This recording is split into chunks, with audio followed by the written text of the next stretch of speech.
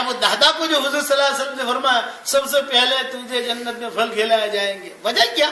یہ کہا یہ مسجد نبوی کے دروازے پر ایک کھجور کا درخت ہوتا تھا، وہ تھا منافق کا، حدیثوں میں آتا تو وہ روزانہ وہ اوپر چڑھے کھجوریں توڑے کچھ نہ کچھ کام کے اوپر تو بہت بے پردگی ہوتی تھی، کتابوں میں لکھا ہے بہت بے پردگی.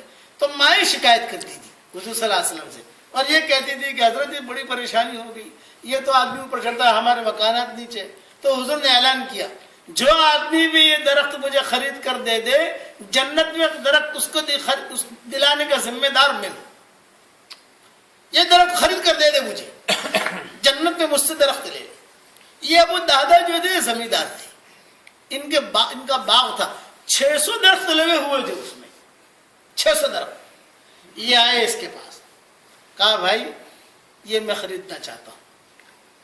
تو انہوں نے کہا کہ میں تو نہیں بیچوں گا، یہ کہا میں بڑی قیمت دوں گا، قیامت تک کوئی قیمت دے نہیں سکتا ہی.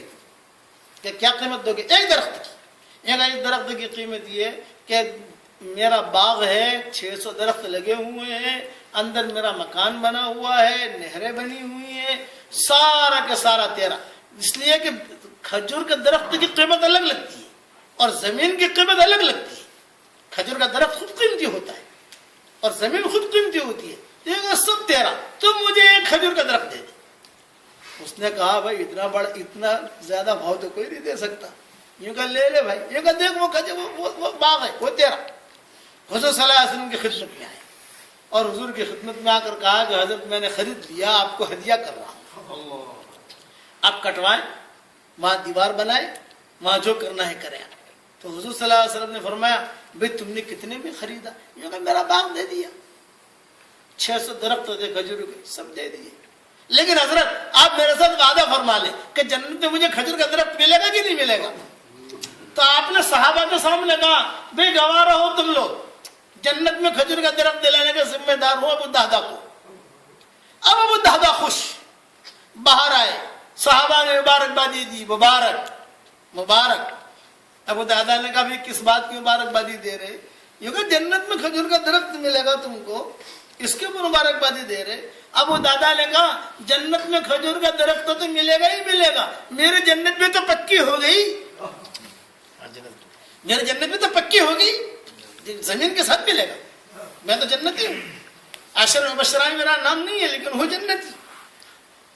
اب یہ جو ہے سیدھے گئے گھر پر، دستک دی، دادا وہ نکلی، اب دروازہ کھولا، دونوں میاں بیوی داخل ہو رہے ہیں اور دونوں میاں بیوی باتیں کر رہے ہیں. اب کہہ رہے ہیں ابو دادا کہہ رہے میں نے یہ کھجور کا درخت باغ سارا کا سارا بیچ دیا. بیوی پوچھ رہی کتنے میں؟ کیونکہ جنت میں کھجور کا درخت ملے گا اس پر. تو مدینے والی خاتون کہہ رہی ہے نعم الزوج، نعم الزوج، نعم الزوج، کتنا میرا اچھا پیارا شوہر ہے، کتنا اچھا سودا کر کے آیا، کتنا اچھا شوہر ہے، کتنا اچھا سودا کر کے آیا. یہ دونوں میاں بھی باتیں کرتے کرتے جا رہے. یعنی وہ مدینہ کی خاتون تھی. اگر ہماری حور ہوتی، ہماری بیگمیں ہوتی اور کہتے کہ صاحب مسجد میں اتنے پیسے دے دیے، وہ کہتے کہ دماغ خراب ہو گیا تمہارا. ہمارے یہاں لوگ سال میں نکلتے ہیں تو کبھی کبھی عورتیں کہتی ہیں کہ دماغ خراب ہو گیا، سال نکلنے کی کیا ضرورت ہے، 3 چلا نکلنے کی کیا ضرورت ہے. وہ مدینہ کی خاتون کہہ رہی ہے نعم الزوج، نعم الزوج، کتنا اچھا ہے میرا پیارا شوہر، کتنا اچھا سودا کر کے آیا. یہ دادا چھوٹے سے تھے، کھیل رہے تھے، ایک کھجور گری، وہ کھجور منہ میں رکھی، یہ ماں دوڑی گئی اور اس کے منہ سے نکالی. یہ کہا بیٹا اب یہ کھجور تیری اور میری اور تیرے باپ کی نہیں ہے، اس کھجور کا مالک کوئی اور ہے. اس پر حضور نے فرمایا کہ ابو دادا تیرے لیے خوشخبری ہے، جنت میں فرشتے سب سے پہلے تجھے پھل کھلائیں.